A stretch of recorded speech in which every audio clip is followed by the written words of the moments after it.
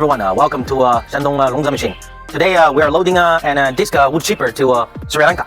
Behind me you can see the complete unit of this disc chipper.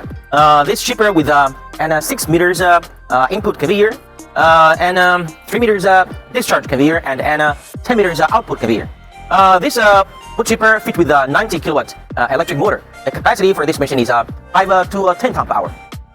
This machine is suitable for round log cutting, and the maximum wood log diameter is less than 25 centimeters. Inside this disc chipper, it fits with 6 flying knives. It can cut the wood log to small pieces, like 1 to 2 centimeters. Okay.